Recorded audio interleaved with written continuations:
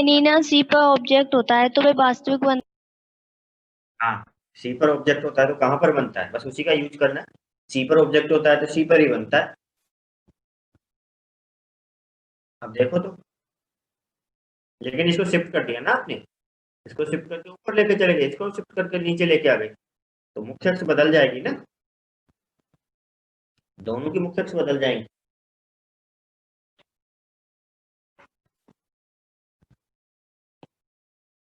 आप नोट कीजिए इसको।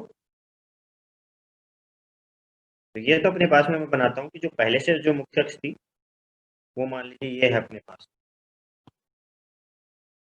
तो स्ट्रेट लाइन ही बनाता हूँ, ये अपने पास थी मुख्य अक्ष पहले जो थी।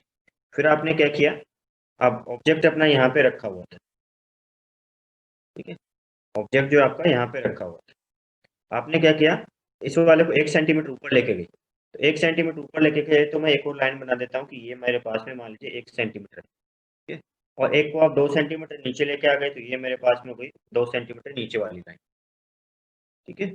अब क्या रहेगा देखो, यहाँ पर अपने पास है तो इस वाले को तो आप इधर लेकर चले गए,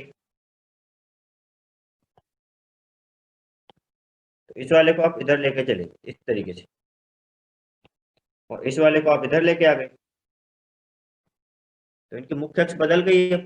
अब क्या है, ऊपर वाला हिस्सा इसको आप M1 बोल सकते हो, इस वाले हिस्से को आप M2 बोलोगे। तो इससे, इसके लिए देखें तो प्रतिबिंब कहाँ पर होगा, इसके मुख्य अक्ष से कितना नीचे है, 1 सेंटीमीटर ऐसा होगा, तो प्रतिबिंब कैसा बनेगा, बोलो। प्रतिबिंब बनेगा फिर आपका यहाँ पर ऐसे उल्टा प्रतिबिंब बनता है ना, ये प्रतिबिंब उल्टा बनता है ना। तो अगर ऑब्जेक्ट अपने पास में ये है तो इससे जो प्रतिबिंब बनेगा वो कैसा बनेगा, पहले वाले से, तो पहले वाले से आपका प्रतिबिंब बनेगा यहाँ पर, आपने बोला O1 डैश, कि पहले प्रतिबिंब से जो पहले वाले दर्पण से जो बना, तो ये दूरी भी है, ये अगर 1 सेंटीमीटर अपने पास, तो ये भी कितनी होगी, 1 सेंटीमीटर हो जाएगी। उल्टा प्रतिबिंब बनता है उसका आपको उपयोग करना है। फिर इसके लिए जो प्रतिबिंब है मुख्य अक्ष से ऊपर की तरफ, तो इसके लिए क्या बनेगा, मुख्य अक्ष से नीचे की तरफ यहाँ पर बन जाएगा, आपने O2 डैश बोल दिया उसको, उसको बोल दिया O2 डैश, तो ये दूरी कितनी होगी, 2 सेंटीमीटर। अब मुझे बताइए आप O1 डैश और O2 डैश के मध्य कितनी दूरी हो गई, O1 डैश और O2 डैश के मध्य कितनी दूरी हो गई, 6 सेंटीमीटर। तो 6 ही आंसर होगा। डायग्राम बनाओ, इसको नोट करवाता हूँ मैं और फिर से समझाता हूँ, अच्छा क्वेश्चन है। डायग्राम बनाओ पहले एक बार।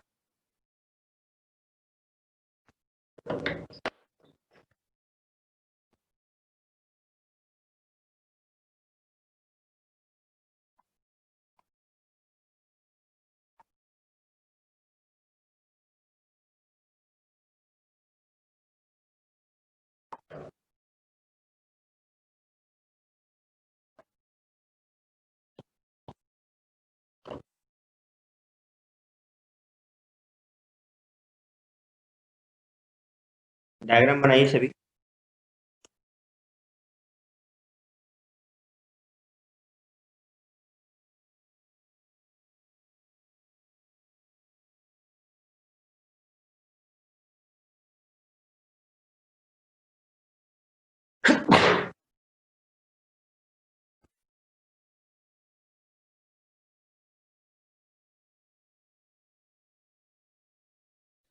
बना लिया सर।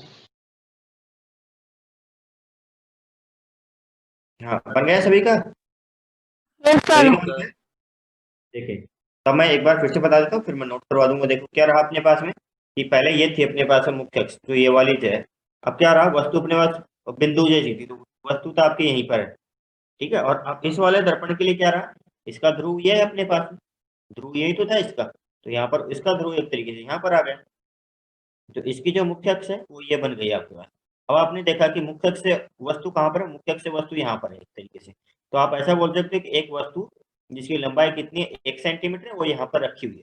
अब ये भी क्या है, इसका भी वक्रता केंद्र यही है, ठीक है, क्योंकि आपने ध्रुव से काटा है उसको, तो वक्रता, तो क्या होता है, वक्रता केंद्र पर जब वस्तु रखी हुई है तो प्रतिबिंब समान आकार का और उल्टा बनता है। तो आपका वस्तु इस टाइप की थी तो प्रतिबिंब इस टाइप का बनेगा, मतलब O की जो प्रतिबिंब बनेगी ऊपर की तरफ बनेगी, O1 डैश। इसी तरीके से क्या है, दूसरे वाले के लिए इसका मुख्य अक्ष यहाँ पर आ गया, तो इसके लिए अपने पास ऐसा होगा कि इसकी मुख्य अक्ष पर एक 2 सेंटीमीटर लंबा एक तरीके से वस्तु रखी हुई, ऐसा मान लीजिए आप कि 2 सेंटीमीटर लंबी वस्तु रखी हुई। तो कहाँ पर है फिर ये अपने पास में? वक्रता केंद्र पर। तो वक्रता केंद्र पर तो प्रतिबिंब जो है वक्रता केंद्र पर समान आकार का और उल्टा बन जाएगा, ये बना दिया आपने। तो आपको इसके और इसके मध्य की दूरी ज्ञात करनी थी, कितनी आ गई? 6 सेंटीमीटर। देखें आगे नोट करते हैं इसके बारे में।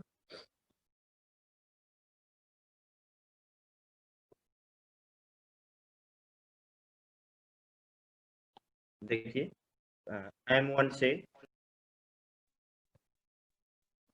प्रतिबिंब इसकी नई मुख्य अक्ष से 1 सेंटीमीटर ऊपर तथा M2 से प्रतिबिंब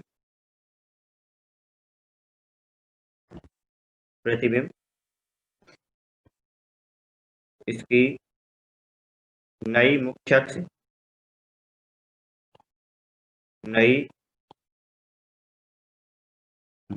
से 2 सेंटीमीटर नीचे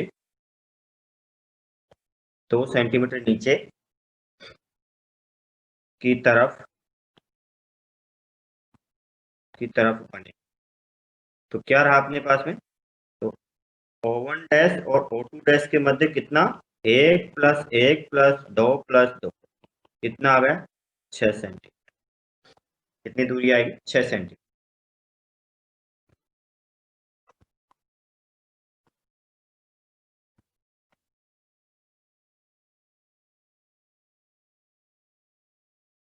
कितनी दूरी रही आपकी? 6 सेंटीमीटर दूरी रही।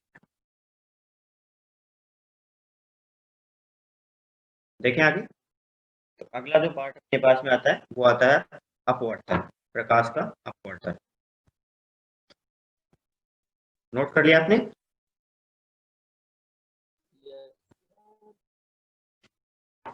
अगला जो पार्ट देखिए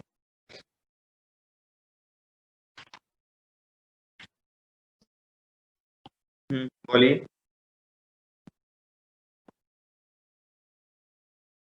सर बोलो। सर अगर वस्तु को वक्रता केंद्र की जगह और कहीं रखिए तो नहीं आएगा आंसर? नहीं, आंसर तो आएगा बट इतना इजी नहीं आएगा फिर। ठीक है, आंसर तो आ जाएगा लेकिन जितना इजी अब हमने कैलकुलेट किया ना, फिर अपने को फॉर्मूला लगाना पड़ेगा 1/v + 1/u = 1/f। फिर आवर्धन का फॉर्मूला लगाना पड़ेगा कि आपके पास जैसे 1 सेंटीमीटर था, अब आवर्धन के बाद में ज्ञात करना पड़ेगा कितने सेंटीमीटर का बनेगा। ठीक है, तो आ तो जाएगा लेकिन लंबा प्रोसेस रहेगा। ठीक है सर। जो है प्रकाश का अपवर्तन।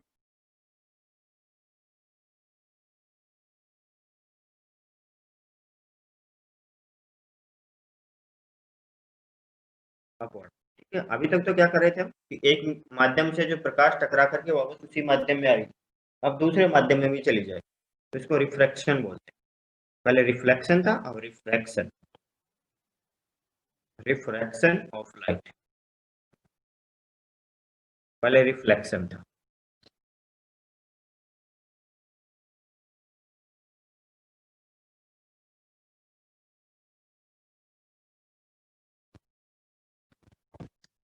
तो इसमें कुछ पॉइंट्स अपने को नोट करने, वो देखिए इसमें नोट कीजिए। किसी समांगी एवं पारदर्शी माध्यम में, किसी समांगी का मतलब जिसका अपवर्तनांक है समान रहे। किसी समांगी बोलो बोलो क्या हुआ? पहले दिख नहीं रहा था, मैं अब देख गया हूँ। अच्छा अच्छा, किसी समांगी एवं पारदर्शी, किसी समांगी एवं पारदर्शी माध्यम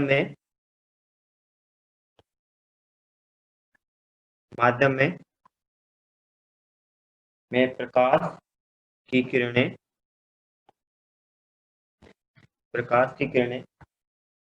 सीधी रेखाओं में चलती हैं।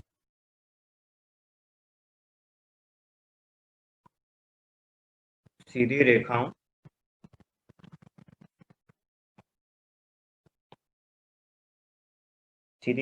चलती है, परंतु जब प्रकाश की किरण परंतु जब प्रकाश की किरण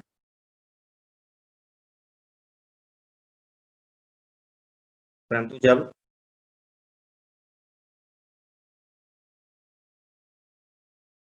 प्रकाश की किरण परंतु जब प्रकाश की किरण एक समांगी माध्यम से प्रकाश की किरण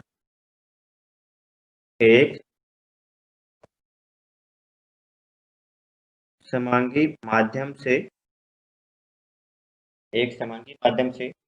संचरित होती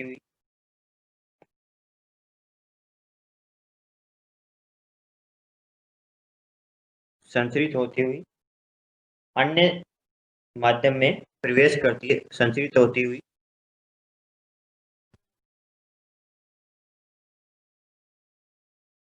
अन्य माध्यम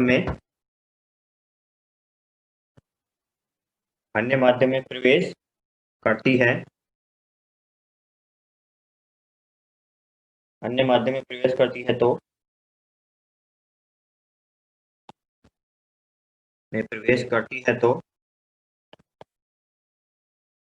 दोनों माध्यमों को पृथक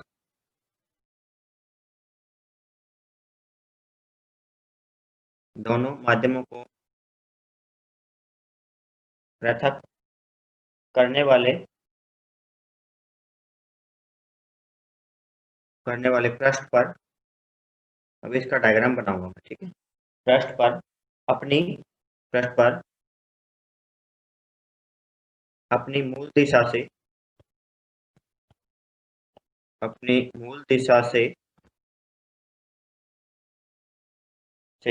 विचलित हो जाती है।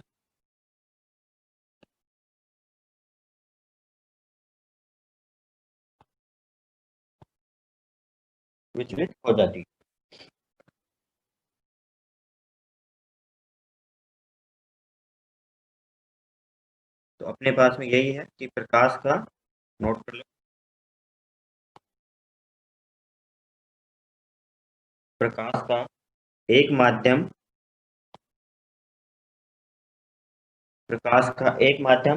से दूसरे माध्यम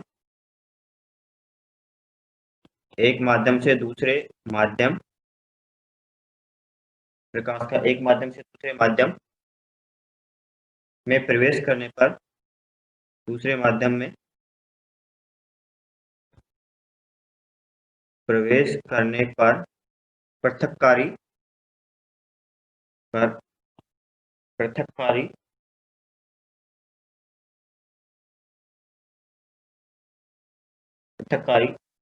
पृष्ठ पर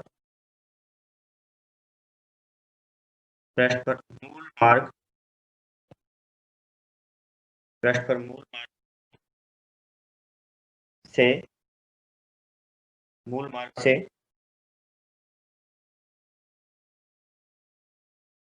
विचलन को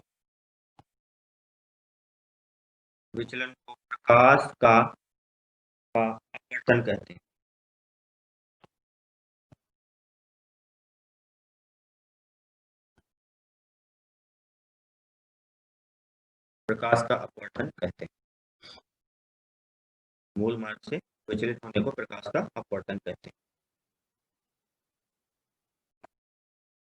नोट करो इसको सभी।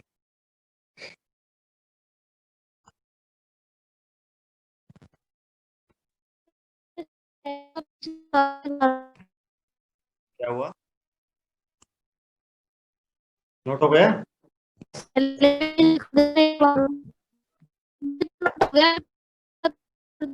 आवाज नहीं आ रही आज, पता नहीं तुम लोग क्या नेटवर्क में दिक्कत है कि, तो लोग भी ज्वाइन करने के बाद में उनका डिस्कनेक्शन हो रहा है बार बार।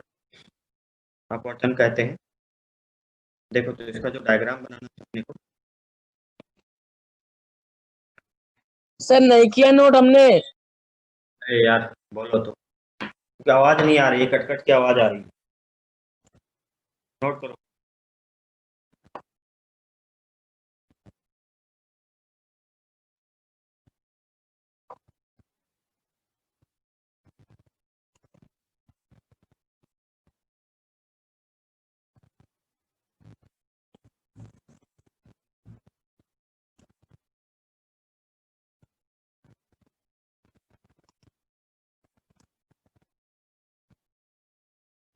लिख लिया सर।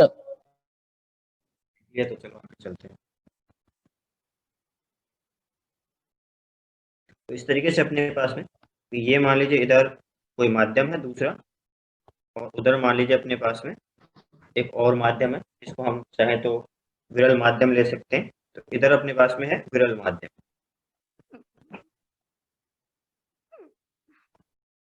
ठीक है, जिसका अपवर्तनांक हमने म्यू1 लिया। इधर अपने पास में मानते हैं सघन माध्यम,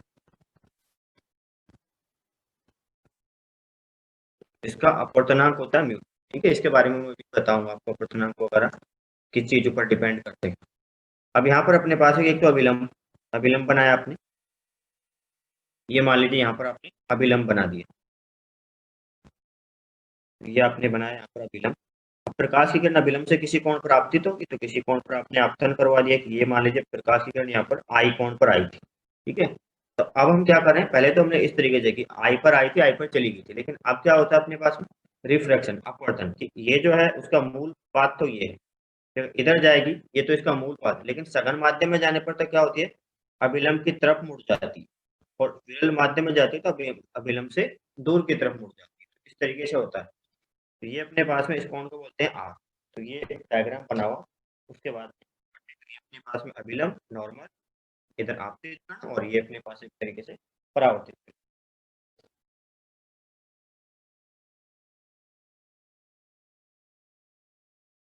तो नोट कीजिए अपवर्तन का कारण,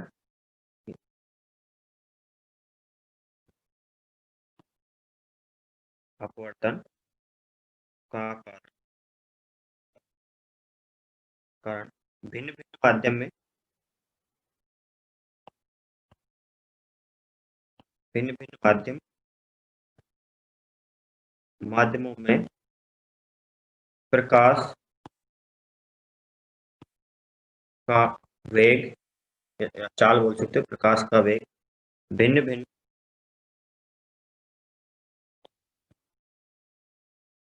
होना। प्रकाश का जो वेग होता है अलग अलग माध्यम में अलग अलग भिन्न भिन्न होना। तो इसमें एक पॉइंट और कर लेते हैं, जब प्रकाश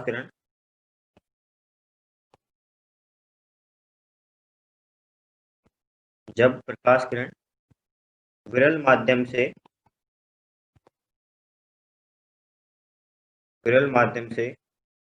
सघन माध्यम में प्रवेश करती है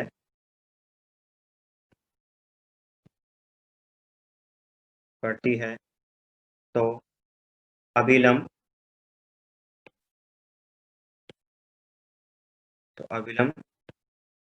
की ओर मुड़ जाती है,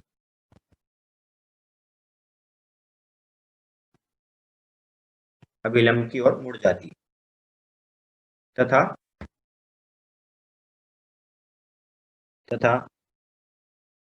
जब सघन माध्यम से विरल माध्यम में जाती है तो, नोट करो इसको,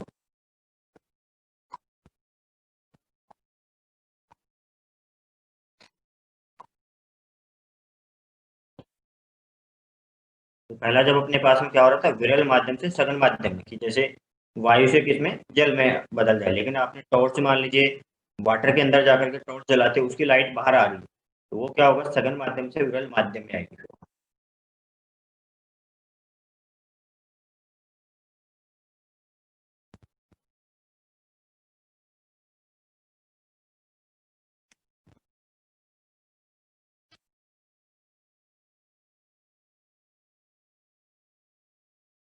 नोट किया आपने?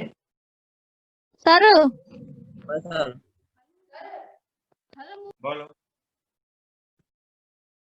इससे Yes. पहले वाला पेज दिखाना, एक और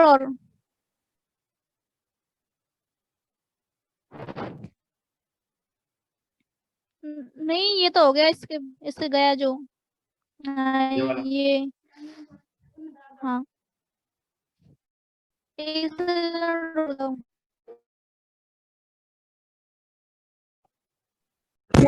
इसका ध्यान रख।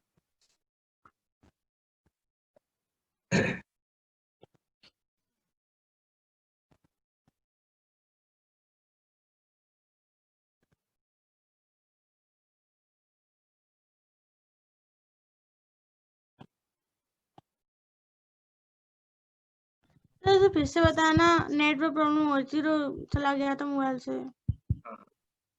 देखो ये था अपने पास में पॉइंट, ये जो है कि जब प्रकाश की किरण विरल माध्यम से सघन माध्यम में आती है तब तो क्या होता है, अभिलंब की तरफ मुड़ जाती है। ये अपने पास में लाइन इधर जानी चाहिए थी, लेकिन अभिलंब की तरफ मुड़ गई, वो इतना इधर मुड़ गई। ठीक है, ये प्रकाश की चाल अलग अलग माध्यमों में अलग अलग होने के कारण होता है।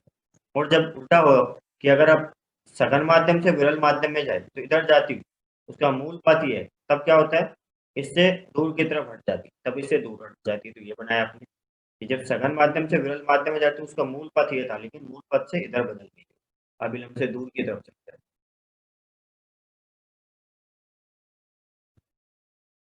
ये नियम है, इनको ध्यान रखना है। तो इसमें भी जैसे पहले अपने नियम था उस तरीके से इसमें भी नियम। एक बातें दो बातें मैं यहाँ पे बता देता हूँ। देखो तो अपने पास में क्या होता है, जो प्रकाश किरणें विद्युत चुंबकीय तरंगे हैं वो, इनमें क्या रहता है, तीन चीजें अपने पास में। विद्युत चुंबकीय तरंगों के पास में एक फ्रिक्वेंसी होती है, आवर्ती, एक तरंग दैर्ध्य जो वेवलेंथ, और अपने पास में जो चाल है अपने पास में यहाँ पर v। ठीक है, तो जब प्रकाश की किरणें एक माध्यम से दूसरे माध्यम में जाती तो क्या बदल जाता है, जैसे वेग तो आपने बात की है, चाल तो बदल गई, ठीक है, आवर्ती नहीं बदलती, तरंग दैर्ध्य बदल जाता है। ठीक है, तो देखो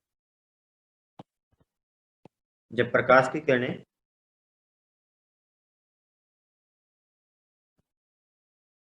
जब प्रकाश की किरणें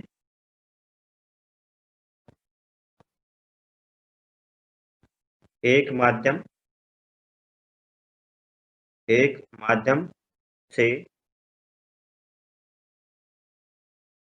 एक माध्यम से दूसरे माध्यम में एक माध्यम से दूसरे माध्यम में प्रवेश करती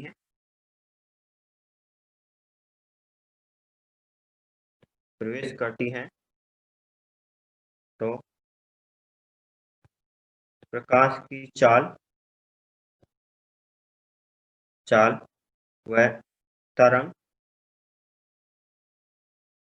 दैर्ध्य वेवलेंथ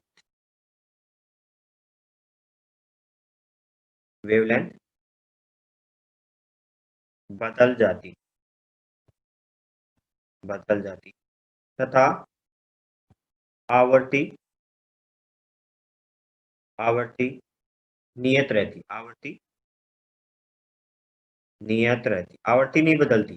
ठीक है, क्या बदल जाती है, चाल बदल जाती है, और चाल बदलने से तरंग दैर्ध्य बदल जाती, आवर्ती नहीं बदल। अभी ये रिलेशन होता है वो मैं अभी नोट करता हूँ स्क्रीन में, जो है प्रकाश की चाल, तरंग दैर्ध्य और अपने पास में जो है आवर्ती में क्या रिलेशन। अच्छा, नेटवर्क इश्यू बहुत ज्यादा आ रहा है। Yes sir. चलिए तो ये पॉइंट नोट करके आज छोड़ेंगे, क्योंकि 11th क्लास में बच्चे बहुत कम थे, इसमें भी फिर सभी को प्रॉब्लम आती है। ये पॉइंट नोट करके कल पढ़ेंगे, आज ज्यादा ही दिक्कत आ रही है। पूरा नहीं कि आपने ये तो कर नहीं कर और ठीक है सर। देखो, इसको अपवर्तनांक बोलते हैं, रिफ्रैक्टिव इंडेक्स।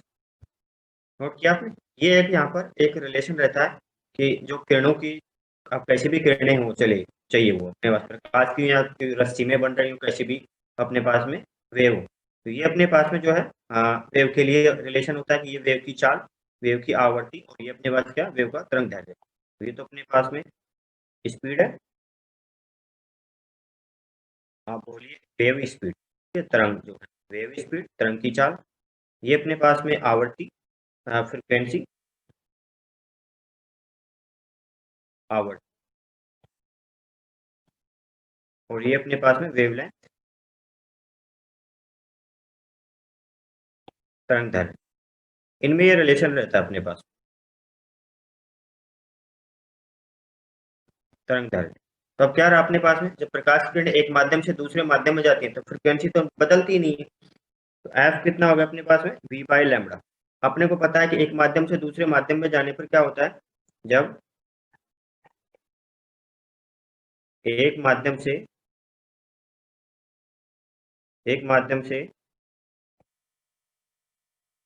दूसरे माध्यम में प्रकाश किरणें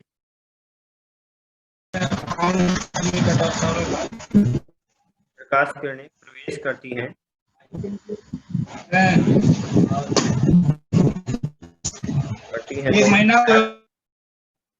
बोलो क्या हुआ,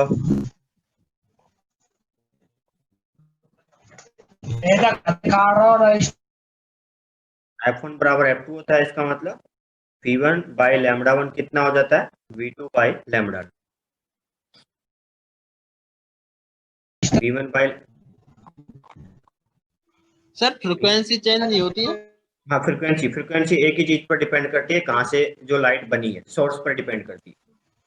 फ्रिक्वेंसी सोर्स पर डिपेंड करती है, उसके बाद में वो नहीं बदलती है, चाहे किसी भी माध्यम में जाएगी।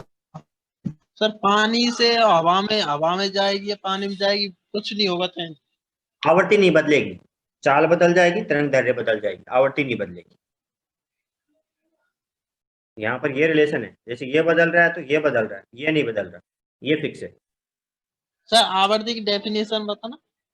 आवृत्ति होती है कि 1 सेकंड के अंदर कितनी साइकिल बनती है, 1 सेकंड के अंदर वेव जो बनती है तो 1 सेकंड में कितनी साइकिल बनती है, बोलिए।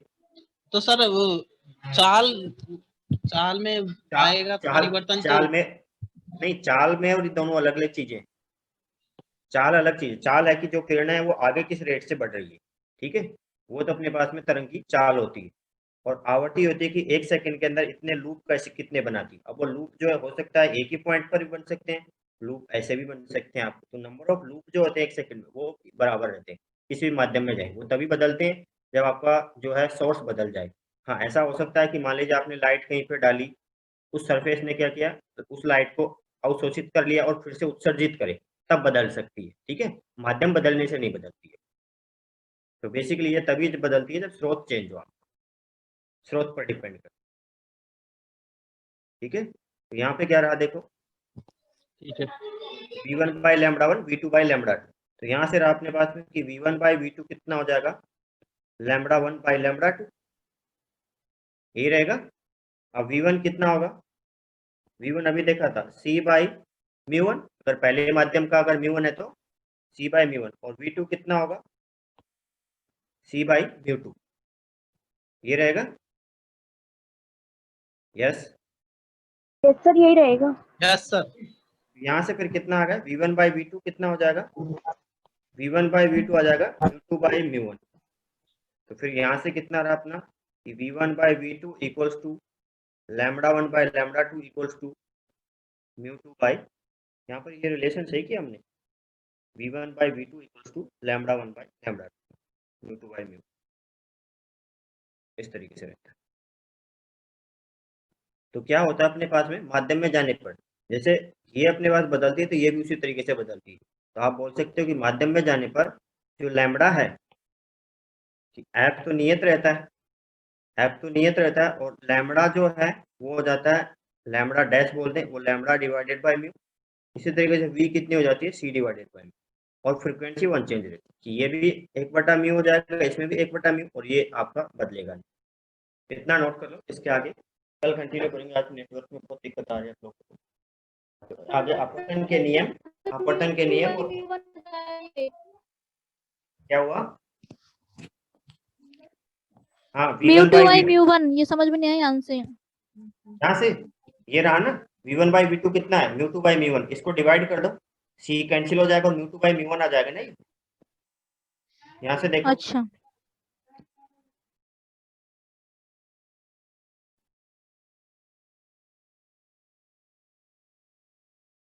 आ गया, अब आ गया। तो आज यहीं तक पढ़ेंगे, इसके आगे कल कंटिन्यू करेंगे। सर हाँ बोलो। संगन माध्यम में लाइट को जाने के लिए थोड़ा टाइम तो ज्यादा लगता होगा ना? हाँ इसलिए बैंड होती है वो, तो फिर सर इसलिए बैंड होती है, स्लो चलती है। फ्रिक्वेंसी चेंज होनी Actually में- चाहिए उसकी।